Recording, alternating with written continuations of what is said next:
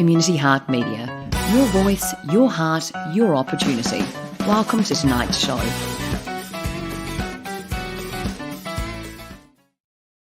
Well, it's Harmony Week on 98.9 Northwest FM. It's Mark here and very excited about today, Kelly. It's like when you've got chocolate mousse and cheesecake, you've got two things you love and you're having them at once. It's sort of like that, what we're doing tonight on 98.9 Northwest FM on Harmony Week. What do you think about that, Kelly? Oh, that's a really good analogy, Mark. And thank you to all our listeners and for those listeners from Community Heart Media Radio. Yeah, I know. It's great. I think it's really, really important. I must admit, Kelly, you're looking particularly happy because you're from New Zealand. I didn't want to say this, Julio, but she's sort of like a foreigner here, and she's got some fellow countrymen on the show. What do you think about that, Julio? Yeah, it's really good. We got another. We're pretty much surrounded by all our Tongan nations, so here we are. Great. Well, Taua and Tia, it's just so great to have you here. Welcome to Harmony Week on 98.9 Northwest FM. It's great to be on the show. Thank you. Thanks for having us. Yes. Fantastic. And so, where are you guys coming to us from? We're coming from New Zealand, Aotearoa, specifically from the lands of the Ngāpui tribe here up north. So everyone knows Auckland. So maybe like an hour and a half going up north. Yeah, from three hours. Oh, 3 hours.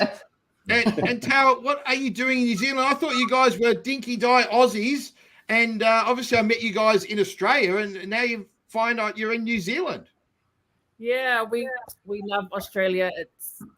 It was the birth of our organisation, but we're in New Zealand because, as you do, as you get older and get on, like we are here to spend more time with our parents and our family, and we were the only ones overseas. So that was our main drive, to be back in New Zealand where we were born and raised. Well, it's so good to have you guys on the station. What do you do in Melbourne? Like, you guys have got your youth organisation set up in Melbourne. Tell us a bit about your youth organisation. What's it called? Charis Mentoring. So we're going on for, I think, this is our 10th year since we started. And it just feels like, wow, where time's gone. And our main core, we work in schools. We specialize in Pacifica youth mentoring programs. So that's been our passion. And because of that, obviously, our community, we're a minority. So, other things happen and where we can support our community. So, whether it's youth engagement events, things after school programs, wherever we can, where we can be of value and partnership with local council and other groups in our community. Now, Tia, before we go on, I'm not even sure I was allowed to have you on the show because haven't you represented New Zealand or in rugby? I mean, you're an old foe, aren't you? I mean, haven't you gone against Australia? Yeah, very old foe. Yeah, thanks for the reminder, Mark. Yeah. Well, back in 2000 was obviously every kid's dream growing up in New Zealand. You just want to play for the All Blacks, and also for me was also play for the mighty Auckland rugby team. But I was fortunate to put on the Manu Samoa rugby jersey.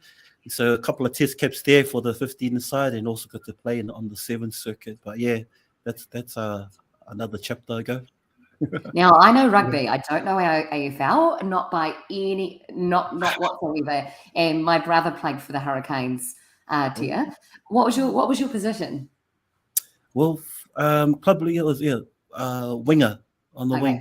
Yeah, nice. So a winger, Mark and Julio, and for our listeners out there, a winger is quick and speedy, and it makes sense. AFL doesn't, rugby does. So it's good that Chris has come on, and he's very happy about Harmony Week. So nice to have Chris listening to us tonight. Thanks, Chris, for your comments, mate. Harmony Week, come on. Yeah, we're going to be talking a bit about that. And so, look, just why did you need a mentoring program focused on Pacifica kids? What was the need you were trying to solve there? Yeah, I think, like any young person, our community had specific needs as well. And so I guess specific to our Pacific community, the number one issue that our young people always report is identity.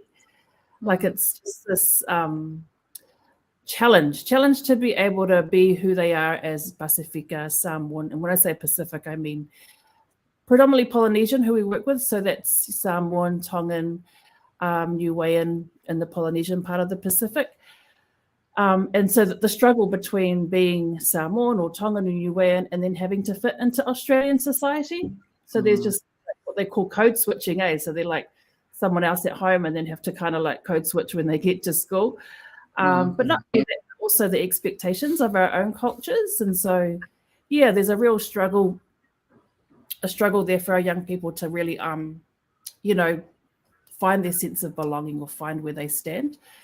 And I guess the other one was also mental health is on the rise, is huge. And I think it's all encompassing because, when something impacts our identity, it's obviously what we think and how we perceive ourselves. But then that obviously affects our mental health. So that's pretty huge for us as well. And also our educational outcomes. And so that obviously impacts our education. A lot of our young people unfortunately aren't finishing school. At year 11 and 12, they're dropping out a little bit earlier than the average Australian. And so, so those are the kind of some of the main ones that have popped up over the years for us. So roll in us. We've been doing this work for a long time. And like Tia said, it's our passion, it's our heart. And really, it's just our heart to support our young people, to journey alongside them, to be the best they can be. And you can be the best in both worlds. So how do we navigate that together, and how do we grab the best from both worlds? Yeah. And 100%. Julio, I don't know whether you're ever a rugby man, mate. You look like you could be a bit of a rugby boy, Julio. Sport, it plays a big part in helping young people, don't you reckon?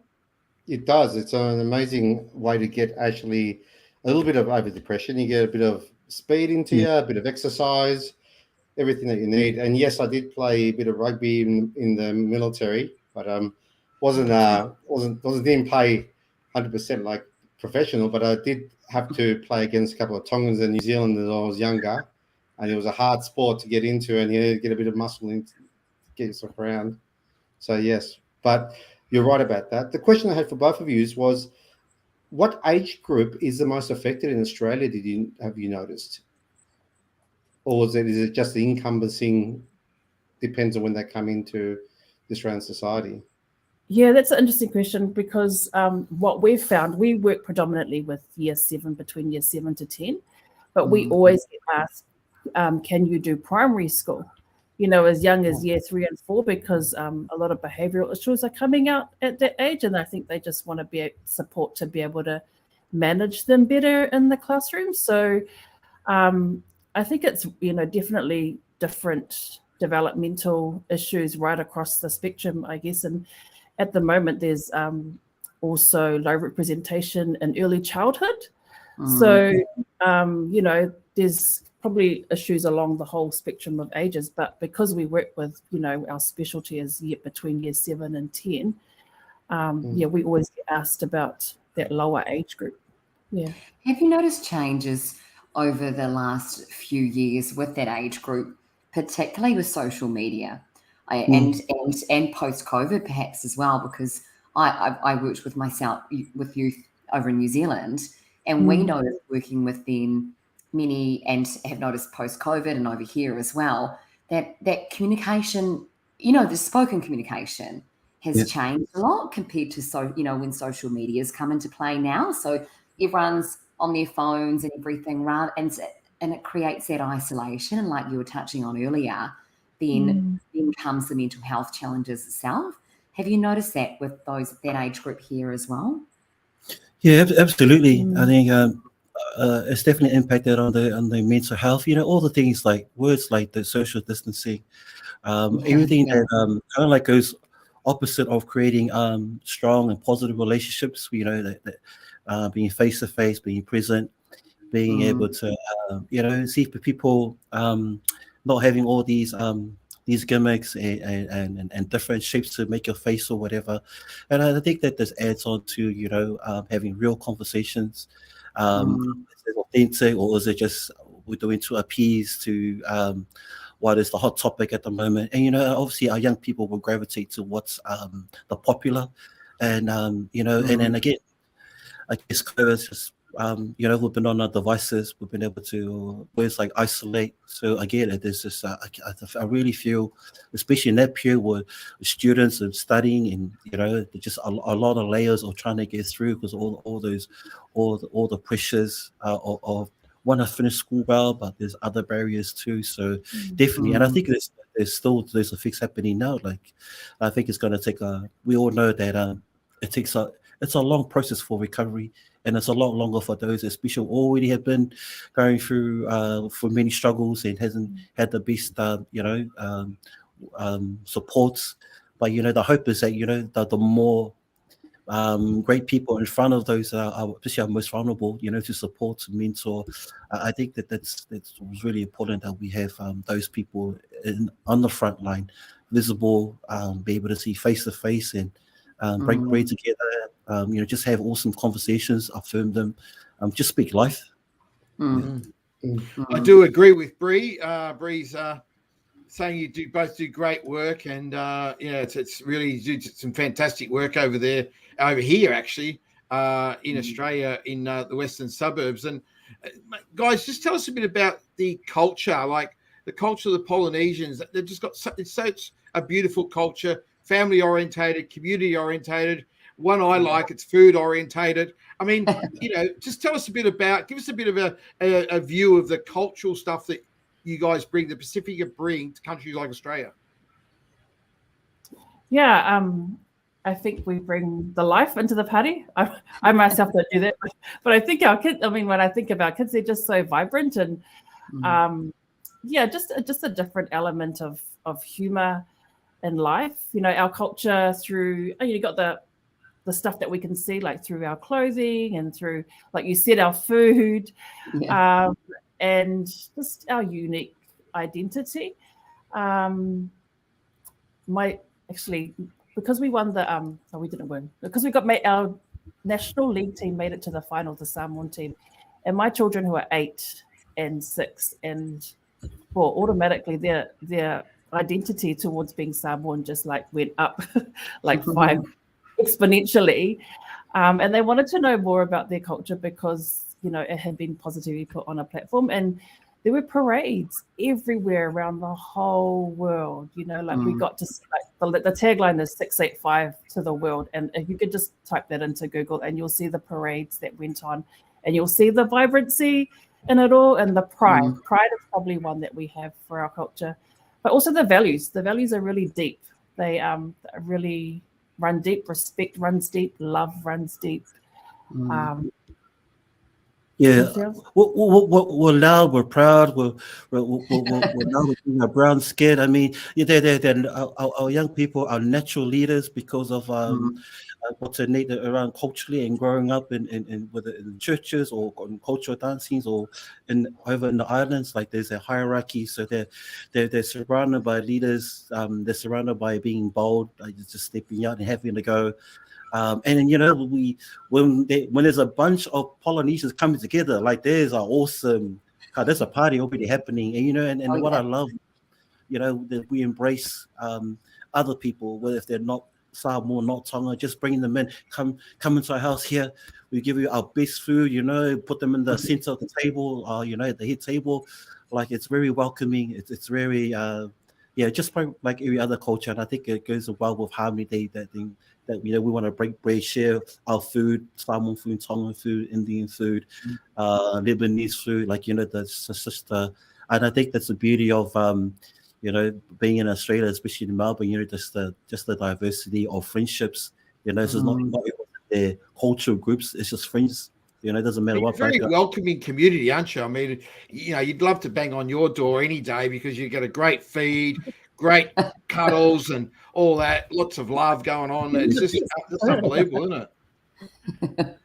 Hey? You'd love a bit of that, wouldn't you? A nice cuddle and good feed. Oh yeah, of course. Well, Taua and Tia, I don't think Mark or Julio know this, but my last name is actually Samoan. And so I remember going over to Samoa, and I had my passport there, and suddenly they're like, oh, your cousin is here and here.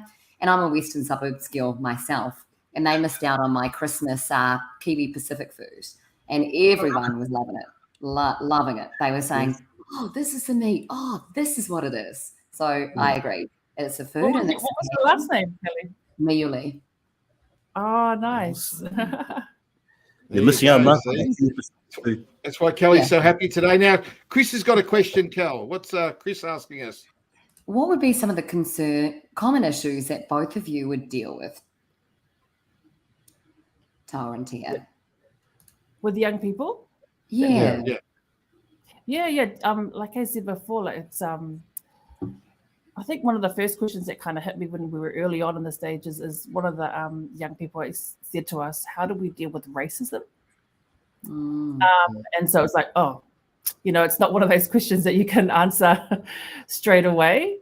But that's one thing. It's one of those ones that you just build up confidence in themselves, first of all. But the second issue that we dealt with back in 2020 was just gang violence. There's overrepresentation of our young people, unfortunately, in the youth justice prisons. And Tia can talk to that about a particular young person that we knew in a school that we dealt with a gang violence attack back in 2020. Yeah, but a lot of those factors was exactly that around identity, was being different color skin, being profiled, just not fitting in. And then, as young men, young people, there's anger built in. And then if home's is not well, then obviously you just bring those, it just get amplified at school. And then, there's a disagreement. And then obviously, there's no thinking twice for some of our young people. It's just straight hands. But there's the thing young people say, I'd rather look tough than look dumb. So there's the only way they know whether it's been role modeled at home or not. And that's why I think it's so important that there are other ways. Obviously you can't do that, but it's just having to sit down, like, what's going on, just checking in, and then also obviously again it's also that word about being able to navigate, but also to have that to really belong, like I belong here, and there's a real genuine care that that the supports are there, especially at schools. You got counselors and so forth and that. When Taua was talking about example, a young person, I mean, again, got a loving, supporting family. You hear that all the time, but in particular, our poly young people, they will step in to defend their friends. If they're getting hurt, they'll just jump in, regardless of there's how many. But they're like they're very loyal to whoever is around them, and again, when they're inside the youth justice, they become the best. I mean, not the best situation, but they kind of like help working with the staff, follow orders, because it's all about harmony, about working together, because they know they get benefits if they do this well. Then cool, they get more extra time on the courtyard, or they make more an extra hour on the PlayStation, on TV before they get back into chores. So it's all about working together, and I think they, again, just that natural leadership of knowing that we make this work, and this is what we get out of.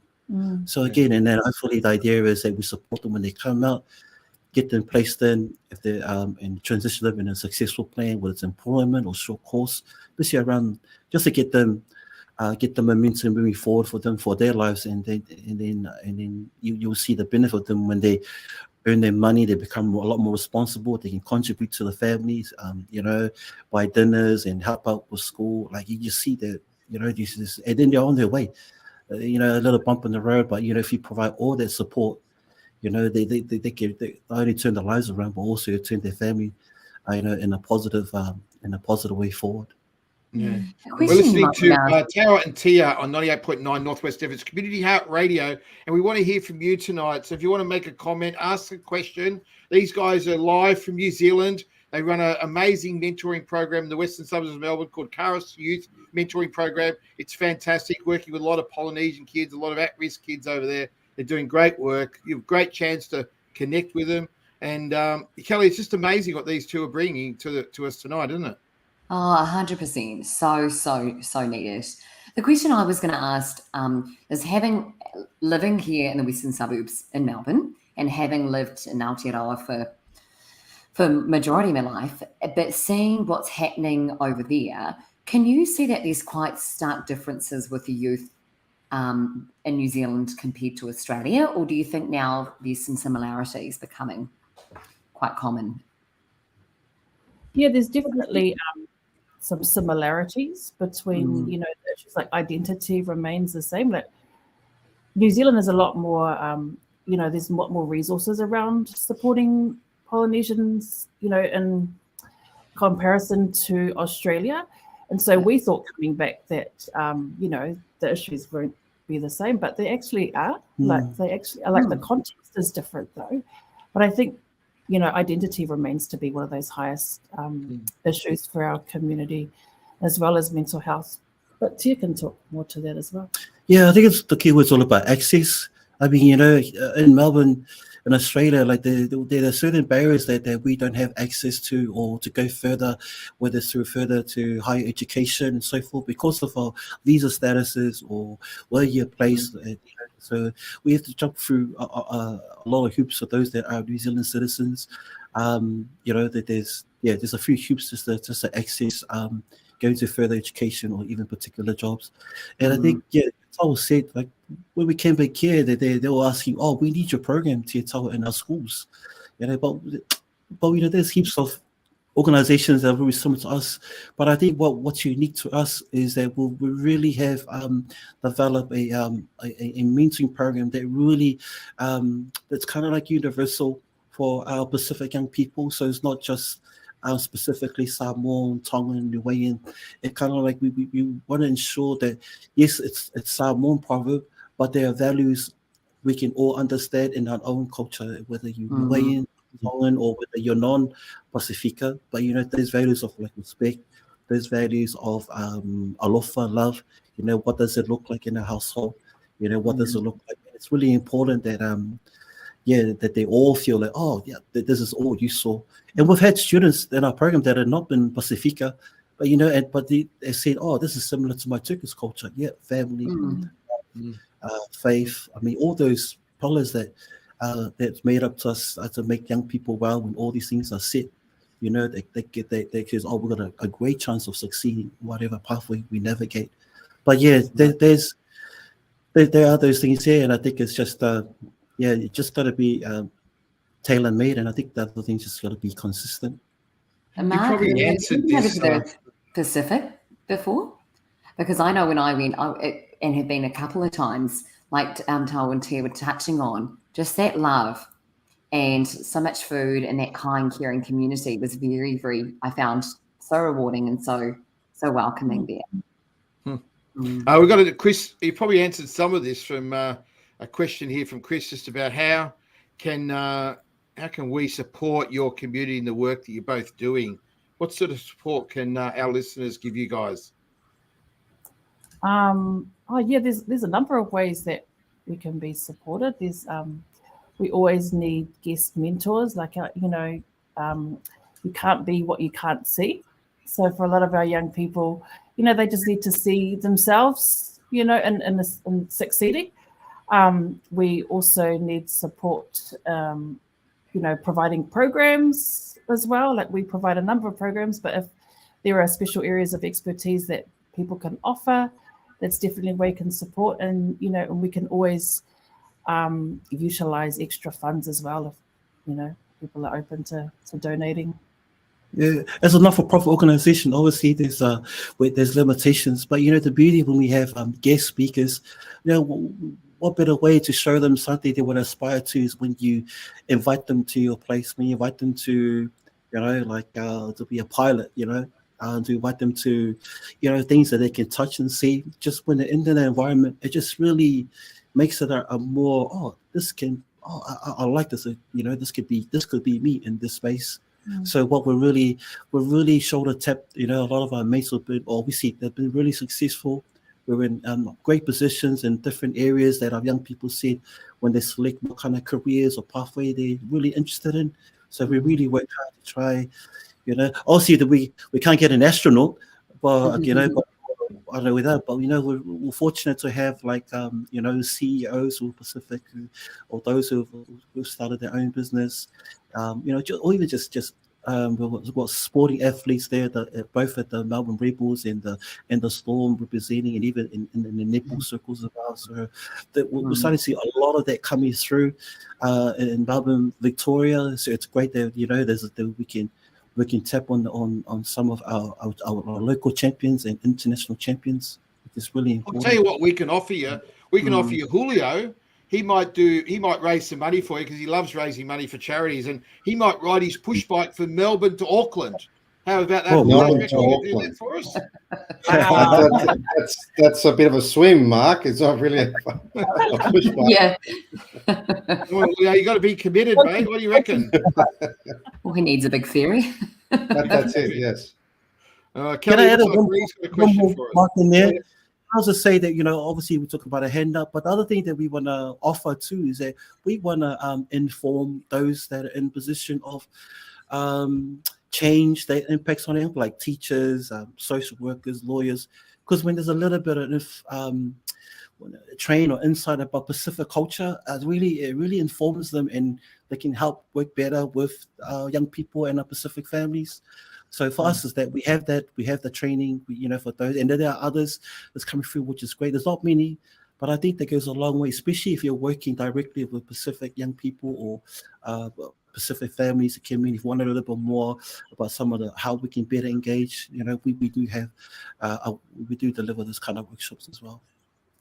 Right. So good.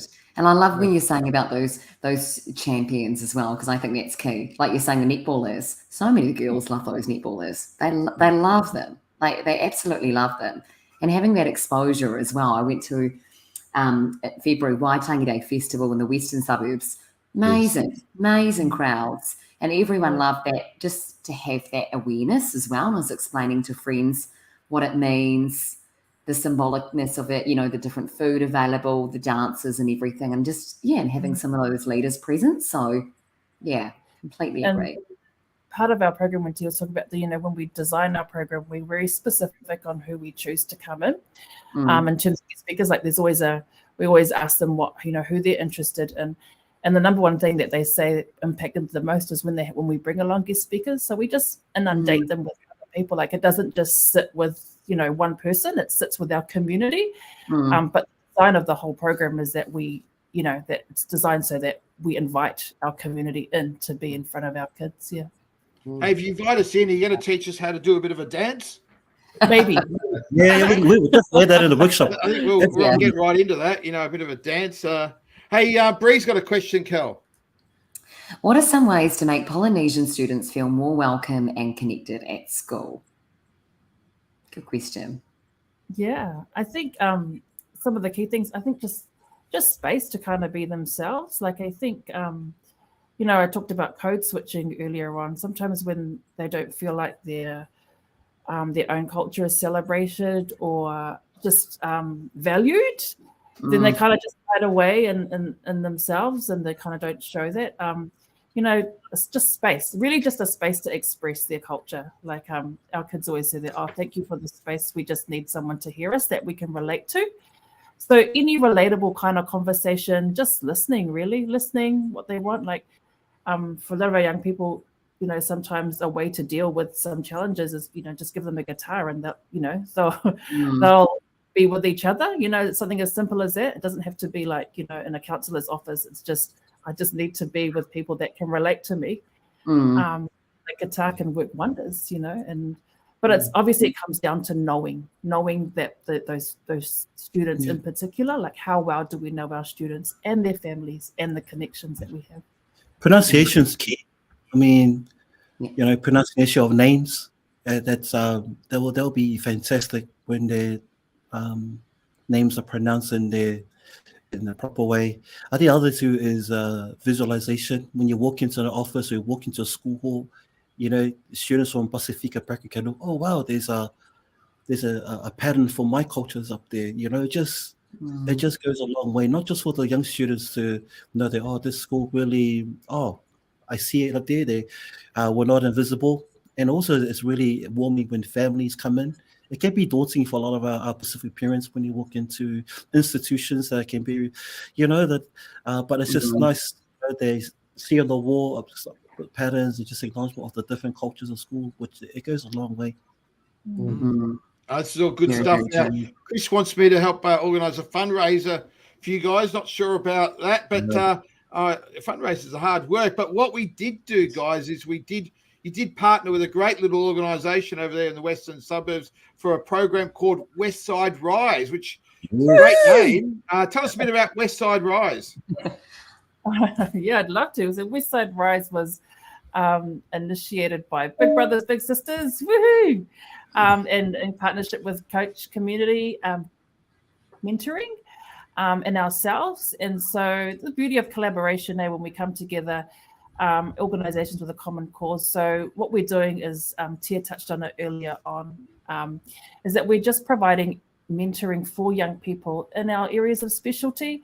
So, one-on-one through Big Brothers, Big Sisters, we do group mentoring, and coach community mentoring are working with families. So, all those different spaces that we can support young people and their families. And so we're situated in the west side, so we're delivering and servicing the western suburbs of Melbourne.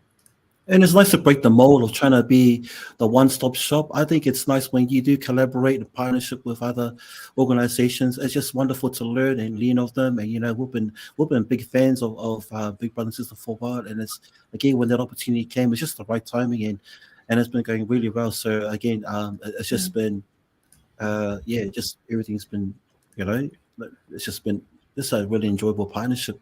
And I can imagine with the website growing more and more, you're only going to need more partnerships, right? Yeah. Absolutely. Kelly, it's Harmony Week. What's Harmony Week mean for you, Kel? Well, Harmony Week, it's about celebrating diversity. And I think across Australia, Pacific and New Zealand, we're very much about that.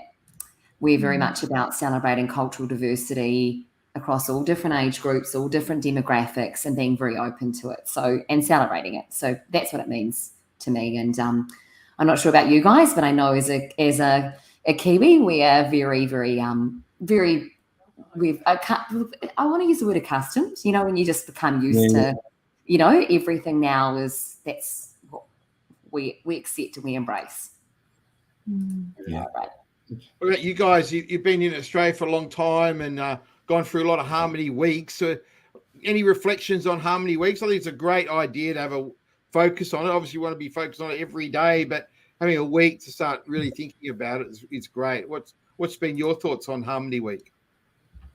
Yeah, definitely. I think it's all about strengthening relationship. I think it's just nice to have go forward a bit. Like you may know a greeting in someone else's culture, but maybe go forward. But what I mean going forward, maybe you're learning adding in another word to the vocabulary of their particular culture.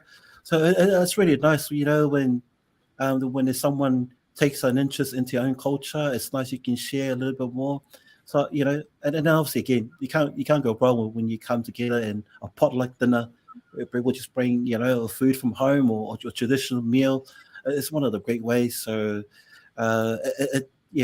we've always enjoyed Harmony Week when we were living in Melbourne, because again, it's just another celebration of diversity, like Kelly said, and really embracing our neighbors, our local shopkeeper, just having a taste of the different food. So for me, it's a window of their culture, a window of their country, and also what's meaningful for them. So again, strengthening relationships, valuing relationships, and just really caring for our neighbors. Yeah, it's fantastic. And Julio, what about yourself, mate? You're from another country, being Chilean. Harmony Week, what's it mean for yourself? Oh, it's actually a good representation of cultural diversity, and what we're actually meant in Australia for is, and so, same with New Zealand, is basically coming together, grabbing the strengths of every single culture and expressing it in some way. And it's really good that we actually got a week with this. But I wouldn't mind seeing, actually, like Chinatown and Lygon Street, a South Islander street, somewhere they actually have a street just dedicated to food from Tonga, Northern Pacific, and that sort of area. Oh, that'd be good. That would be good. You're onto something, Julia. Yeah. Tia, why don't you give us a couple of words, mate, for our audience tonight? And if you're listening and you got a comment about Harmony Week, it'd be great to hear what Harmony Week means to you, or something about your culture. What culture are you from? Because Harmony Week is about all cultures, and and I love what Tia was saying, embracing different cultures and that. But Tia, give us a couple of words, mate, that we can think about tonight? Just a bit of an insight into your culture. Yeah, I think it's about pride. I mean, pride in the sense of belonging, being valued. Also, what do you call it? I think just being able to uplift each other's spirits. You know, very spiritual people, and we love singing. We love to celebrate, and we also like to celebrate other people's success and champion others. And it's always, I think, the beauty of our culture is about the others before yourself, and then in that way that grows humility and patience. So yeah, so again, the togetherness, just and really in happiness. I mean, I think at the core of it, it's love and happiness. When you know what the sounds of happiness sounds like when you're family and young people and celebrating and laughing. It's a wonderful sound, and I think the more of that, the better it will be. Yeah, they're great values. You guys are putting out there today. I just love the values that are coming from your culture. Tia, you've got this great culture. You've got this great family. You've got a togetherness. You got the right food, but a lot of your kids are wandering off into courtrooms and in detention centers. Yeah. Well, how's the community responding? What can you do? Like, how are you going to bring that all back in together in a Western context? Yeah. Well, it's the same thing. I mean, nothing is foolproof. I mean, you do your absolute best, to raise your child in the right way. But there are factors in every home that are really different. Whether it's relationships with mum and dad, whether there's financial pressures, or whether it's just the weight of other things. And as we know, that stresses. It's just our kids they sense everything. And sometimes it gets to the point where our young people get the brunt of that, and then they carry that into schools. So again, it spills out into the streets, and then when you break the law, and we know the cycle, what they call a poverty cycle or violence cycle. It just continues. But I think it's so important if we could, by having early intervention to support. I think that the first front line is schools. How important is to be present in schools, because they pick up a lot of that. But the teachers are under resourced already. Like, their primary job is to teach young people, but we know that they've got all these social issues, and I think that's where we're able to. I guess that's where we come in. We know we don't have all the solution to the problems, but one thing for sure is that if we can get these young people to listen first, that's our steps of healing, steps of restoration and rebuilding. And I mean, because then we can bring all these. We've got their ear. Once we capture the ear, we can capture their mind. Once we've got their mind, then we can capture their heart, and we can really make some deep change. But everyone here, we know the reality is we may have a limited time working with those, especially with vulnerable, not just specific young people, but any young person. So it's really important, in the impact you have in that first engagement. It's gonna know that young person's gonna turn up the next day, or you're gonna. So that's why I say, like, for those that have been doing this this work, I mean, we don't say work. I mean, those have been doing more than 20 years. It's just a lifestyle. It's a calling. It's an assignment. So when we were in Melbourne, like, that was our mission. When we came over, because we saw there was over 10 years ago, there was not many, if any, Pacifica support. So I guess for us was just wave our flag that there is one or two, and we're in the West, and and it's nice, because I think the consistency has been, if we just keep going, and then along the way, it's nice. Not to say that we've been part of a movement, or maybe we have, but collectively, other groups have come up, whether it's through government funded or whatever, more church groups, sport groups, that predominantly Pacifica. It's nice, because those become kind of like our safe haven, our hubs of community, where people can get connected and not feel like they're lost. But it's important that they have touch points in community where our young people, okay, cool, we've got some signposts here. They can direct me in the right path. to the right people. So, so I think when you have those in the communities that we live in Melbourne or out in New Zealand, where a young person can walk out of his front gate of his home, school, sports club, there's a community hall, cool, there's some after school activities happening. I mean, if they're in the data, like Taua see, oh, cool, there's lots of free activities. Oh, let's go check it out, Stay away from the games, just having that for our young people to access just down the road, not too far. That's easy access for them to get in, stuck in the libraries, the galleries, those that are, that are already accessible, but just making it cool, making it relevant to our the generation of the TikTok and all that. Young people will gravitate to stuff because they know, oh, that's pretty cool. And I have to say, like, we need to acknowledge as well, like, the growth of our Pacific community in the last 10 years has been huge. Like, when we first started, there was like few and far between.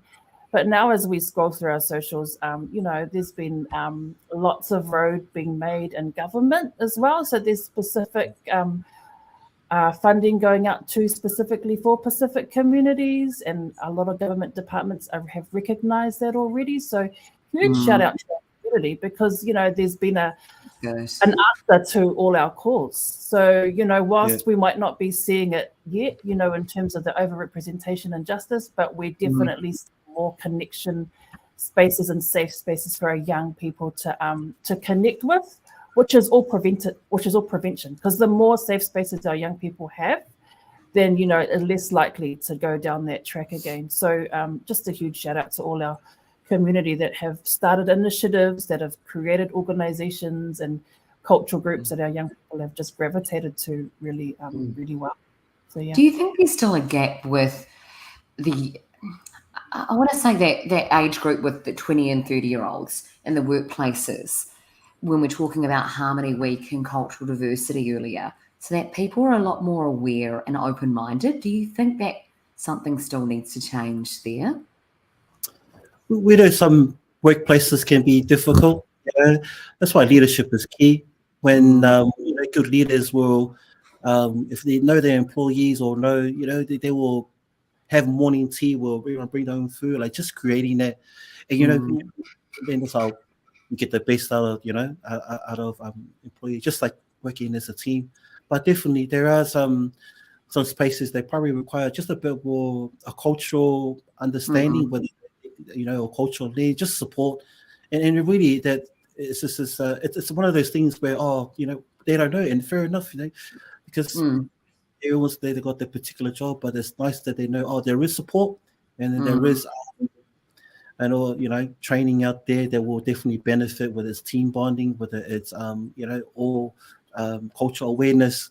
I think that all just strengthens in any in work industry. I tell you what, Julio, I think we got the Harmony Week show a bit wrong tonight, because there's no food. I don't know how we're going to have food on the show. We should have had a bit of food on the show to help the Harmony Week. Don't you reckon, Julio? That's true, yes. But I've got to look after you, Mark. I've got to look after your health and your fitness as well. So maybe just stick on salads for you, and then me and Kelly will just stick on the meats and stuff. They don't eat too many salads in these Polynesian meals. A lot of good meat. Oh, they do. Before me, it was all vegetarian. It was all salads. Yeah. Hey, we're coming up to the 5 tips for Harmony Week. Looking forward to you guys and your 5 tips that you're going to give out tonight. It's been a great show on 98.9 Northwest FM. It's Community Heart Radio, Harmony Week show, and we're going to hear the top 5 tips from Taua and Tia for the week. I reckon these are going to be amazing, Kel. 5 tips on Harmony Week. What do you reckon, Kelly? I do. I'm keen to hear them. Very much so. Okay, well, I don't know how you guys are going to do it, where you split up the tips, but what's your number 1 tip? What's tip number 1?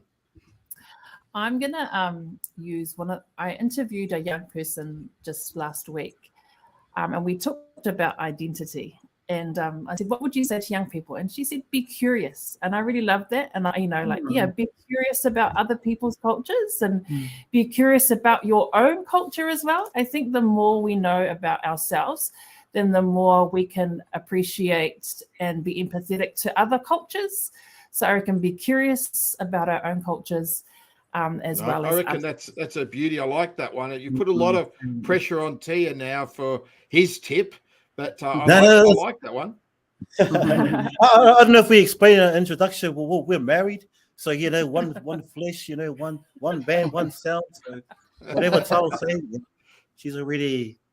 So the good thing about it, we already jot some notes. So, and I think for me, is exactly that. I think, humor is key. I think it's that spark when you just able to, just to be joyful. But humor. I think it's Is that your it's a tip? great Is that your second icebreaker. It's a tip great there? Is that connection. tip number 2? Yes. Yeah. Number 2. Yeah. All right. Humor, Julio, is number 2. What about number 3? Learn something new about another culture. So like Tia said, apart from the greeting, maybe cook something from another culture, or I know a colleague of mine they've been practicing weaving. So, just do something that's, of another culture that you're curious about. Yep. That's number 3. Okay. So curious, have a sense of humor, and now learn about others. Learn about other cultures. Yeah. Yep. Fantastic. What about number 4? Number 4, obviously, is part of the theme. Embrace.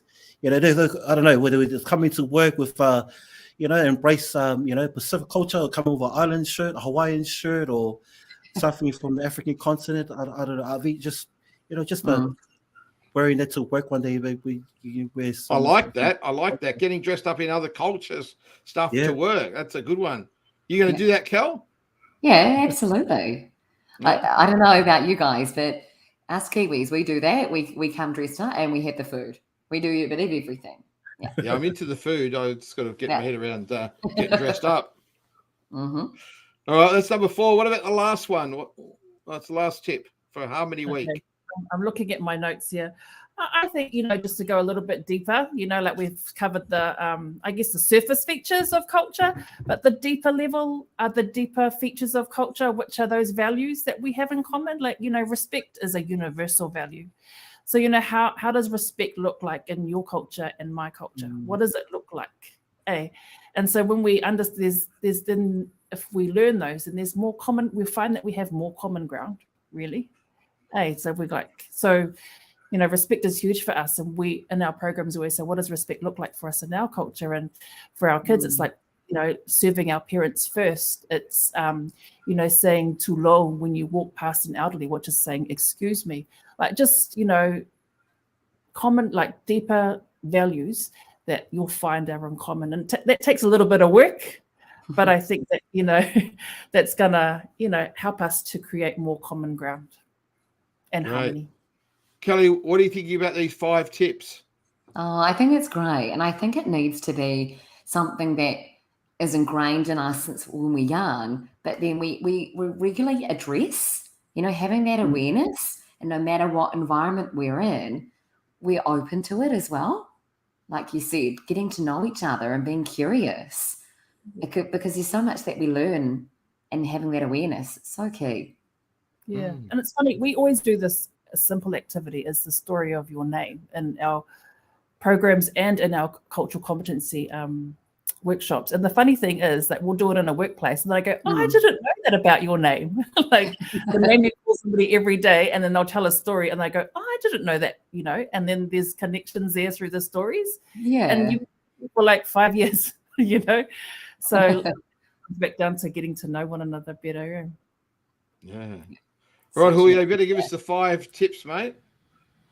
Okay, number 1, be curious. Number 2, humor, learn some dad jokes. Number 3, learn something new about other culture. Embrace island or other cultures. And number 5 is respect and what does it look like? Fantastic. So embracing the values of other cultures, very, very important. Well, I tell you what, it's been a big show, Harmony Week show on 98.9 Northwest FM Community Heart Radio, and we've had our amazing friends from New Zealand fly in and see us tonight. Well, that's been amazing. You've made the trip over to the studio tonight. Really appreciate you guys. Over there. What's the? Look, one thing you must be missing is the footy season about to start this weekend. Are you missing the start of the AFL? No. Oh, mate. It's rugby. That's all we've got over there. That's it. Now go the Bombers, eh? Yeah. Hey, there you go the Bombers. That's good on you, mate. See, that's why he's on the show, Julio. Yeah, no encouragement to Mark. Try not to encourage him too much. Or we have league as well. We have some great league players too, right? That's right. Yeah. You got rugby or you got rugby. That's right. Actually, the Kiwis have been getting into the cricket lately too. I don't know if Polynesians into the cricket or they're just staying with the rugby. Yeah, they get out and about the cricket, but we have a similar form of cricket called kirikiti. So, yeah, again, more fast paced. 2020 took it from our game, but yeah, that's another level. But yeah, but yeah, the lower grades there. Yeah, for sure. Right. Well, Kelly, how are you going to celebrate Harmony Week? I'm going to take on board all of those 5 tips, to be honest, because I think they're all really, really good. And I think it's about implementing them where we're at. I think, we are a very diverse, multicultural place here in Melbourne, but I think it's about taking that wherever we are, really important, and celebrating it. And Julio, what about yourself, mate, for Harmony Week? Do anything special? Yeah, well, apparently I'm allowed to wear a Hawaiian shirt now to work. So don't tell them if they have any arguments, go and see Tia and Tia. So there we go. Yeah. Are you going to try and share your culture a bit, mate? I mean, you are from another culture. Are you going to cook up a bit of a party at your place? We're all coming over for a bit of what would we be eating at your place, mate, if we come over for dinner? I know we're invited this weekend. So what are we going to be eating? So our culture is pretty much like any other culture, full of food. A lot of a few dishes like pies and stuff like that, or South American pies. A lot of meats, a lot of chicken. Yeah, so and seafood. We're big on seafood, Chileans. So a lot of seafood. Yeah. Sounds great. Now, guys, really great joining. It's been a great show. Any last comments that you guys have got for us over here for Harmony Week? No, it's just okay. Just thank you for being on the show. It's a great show and wonderful to meet you guys all. And also big shout out to Chris for all his cool questions. And absolutely happy to do a fundraiser together for sure. And but yeah, again, it's so cool. Just the opportunity just to share, from our experiences and also to contribute to the Harmony Day over there in Melbourne. That's our second home. Special because all our children are born there, and also we have our team that working from there. So it's kind of 2 homes. Great. And Taua, it's great to see you today, and all the work you've done over here in Australia, in Melbourne, especially for the community and for the wider community too. Yeah, absolutely love what we do, and just definitely towards harmony, towards a place where we want our kids to grow up with, and so definitely towards more harmonious world. Fantastic. Oh, let's give each other a big hug. It's great having you on the show. Thanks for listening, guys, tonight. We'll see you next week. Signing off from Community Heart 98.9 Northwest FM. Thanks, everyone. Bye, everybody. Bye. Thanks. Thank you. Thanks, Kelly. Thank you.